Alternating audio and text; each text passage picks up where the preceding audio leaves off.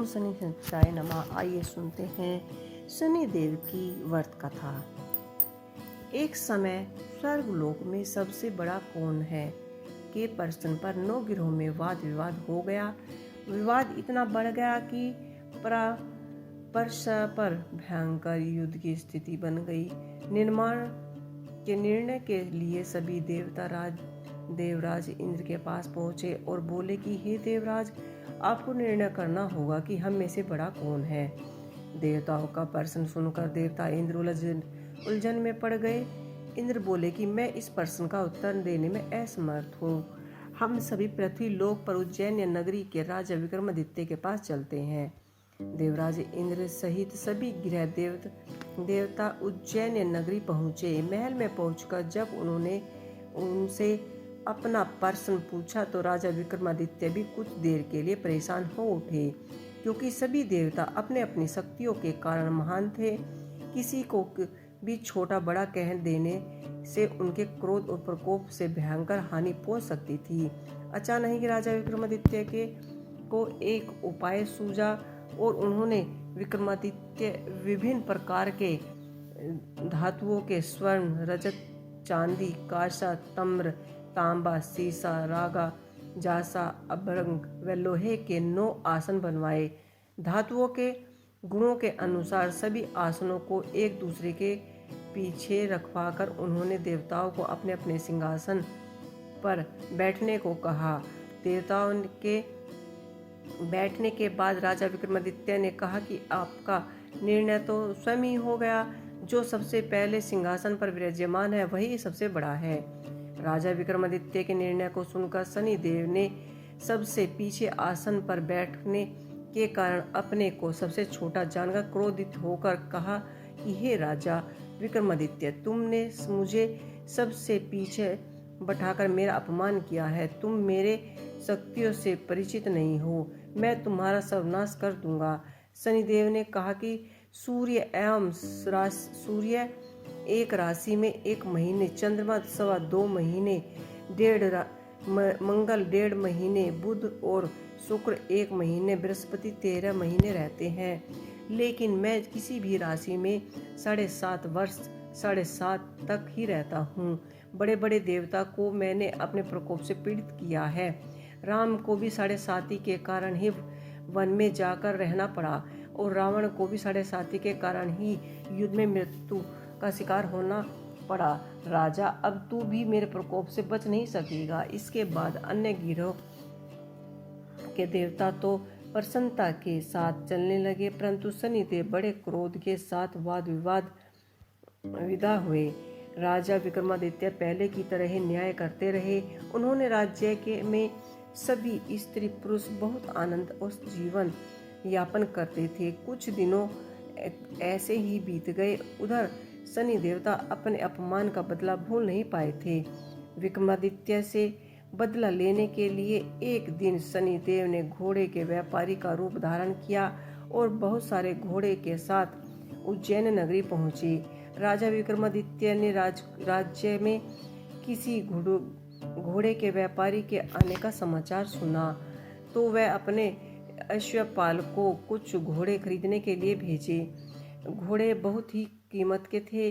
अश्वपाल ने जब वापस लौटकर इस संबंध में बताया तो राजा विक्रमादित्य ने स्वयं ही आकर एक सुंदर और शक्तिशाली घोड़े को पसंद किया। घोड़े की चाल देखने के लिए राजा उस घोड़े पर सवार हुए तो वह घोड़ा बिजली की गति से दौड़ पड़ा। तेजी से दौड़ता घोड़ा राजा को दूर एक जंगल में ले जाकर राजा को वहां गिरा दिया। फिर कहीं जंगल में गायब हो गया। राजा अपने नगर को लौटने के लिए जंगल में भटकने लगा, लेकिन उन्होंने लौटने का कोई रास्ता न मिला। राजा को भूख प्यास लगने लगी। बहुत घूमने पर भी उन्हें कोई रास्ता ना मिला। फिर उन्हें एक चरवाहा मिला। राजा ने उससे पानी मांगा। पानी पीकर राजा ने उस चरवाहे को अपनी एक अंगूठी दे दी। फिर उसे रास्ता पूछकर जंगल से बाहर एक नगर में जा पहुंचा। राजा ने एक सेठ को दुकान पर बैठकर कुछ देर आराम किया और उस सेठ ने राजा से बातचीत की तो राजा ने उसे बताया कि वह उज्जैन नगरी से आया है। राजा ने ये कुछ देर दुकान पर बैठने से सेठ की बहुत सारी बिक्री हुई। सेठ ने राजा को बहुत भाग्यवान समझा और खुश होकर उसे अपने घर भोजन के लिए ले गए। सेठ के घर में सोने का एक खूंटी पर हाथ टंगा हुआ था। राजा को उस कमरे में बैठा छोड़कर कुछ देर के लिए वह बाहर चला गया। तभी एक आश्चर्यजनक घटना घटी। राजा के देखते ही देखते सोने के उस हार को खूंटी निकल गई। सेठ के कमरे में लौटकर हार को गायब देखा तो चोरी का संदेह राजा पर ही किया, क्योंकि उस कमरे में राजा ही अकेला बैठा था। सेठ ने अपने नौकर को कहा कि इस परदेसी को रस्सियों से बांधकर नगर के राजा के पास चलो। राजा ने विक्रमादित्य से हार के बारे में पूछा तो उसने बताया कि उसके देखते ही देखते खूंटी ने हार निगल लिया था। इस पर राजा ने क्रोधित होकर उसके चोरी करने के अपराध में विक्रमादित्य के हाथ पांव कटवा करने का आदेश दे दिया। राजा विक्रमादित्य के हाथ पांव काटकर उसे नगर की सड़क पर छोड़ दिया गया। कुछ दिनों बाद एक तेली उसे उठाकर अपने घर ले गया। उसने अपने कोहलू पर बैठा दिया। राजा आवाज देकर बैलों को हाँकता। इस तरह से तेली उसे खाने के लिए भोजन देता। शनि के प्रकोप की 7.5 पूरी होने वाली थी। वर्षा ऋतु प्रारंभ हो गई।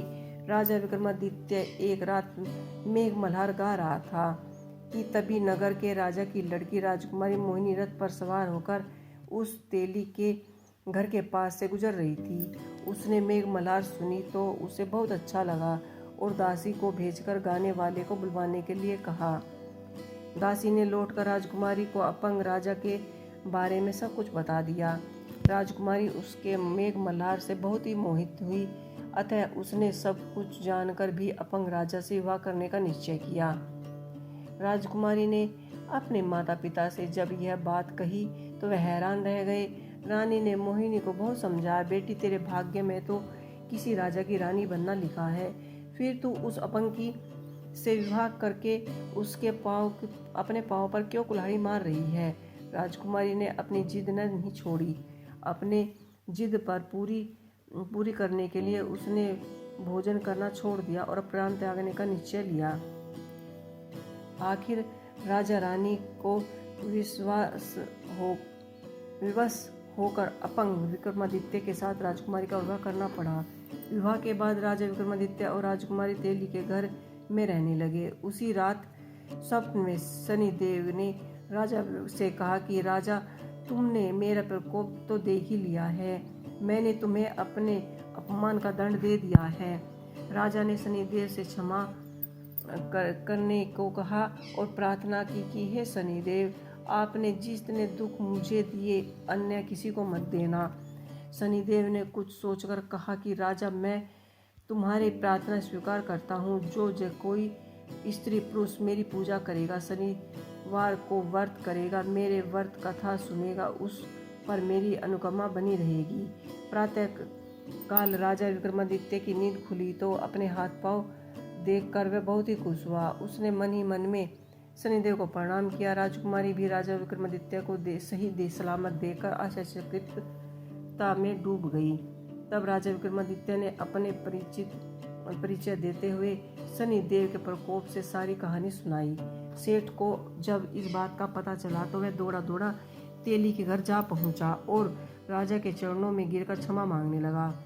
राजा ने उसे क्षमा कर दिया, क्योंकि यह सब तो शनिदेव के प्रकोप के कारण ही हुआ था। सेठ राजा को अपने घर ले गया और उसे भोजन कराया। भोजन कराते समय वह एक आश्चर्यचकित घटना घटी। सबके देखते देखते खूंटी ने हार उगल दिया। सेठ ने अपने बेटी का विवाह भी राजा के साथ कर दिया और बहुत सारा स्वर्ण आभूषण धन आदि देकर राजा को विदा किया। राजा विक्रमादित्य राजकुमारी मोहिनी और सेठ की बेटी के साथ उज्जैन नगरी पहुँचे तो नगरवासियों ने उनका हर्ष से उल्लास से स्वागत किया। अगले दिन राजा विक्रमादित्य ने पूरे राज्य में घोषणा कराई कि शनिदेव सब देवों में सर्वश्रेष्ठ हैं। प्रत्येक स्त्री पुरुष शनिवार को उनका व्रत करें और व्रत कथा सुने। राजा विक्रमादित्य की घोषणा से शनिदेव बहुत प्रसन्न हुए। शनिवार का व्रत करने और व्रत कथा सुनने के कारण सभी लोग की मनोकामनाएं पूर्ण होने लगी। शनिदेव के अनुकंपा से पूरे होने लगे और सभी आनंद पूर्वक रहने लगे। तो ये थी शनिदेव भगवान की व्रत कथा। आप लोगों को ये कथा कैसी लगी मुझे कमेंट कर अवश्य बताइएगा और मेरे चैनल को लाइक अवश्य ही कीजिएगा। जय शनिदेव।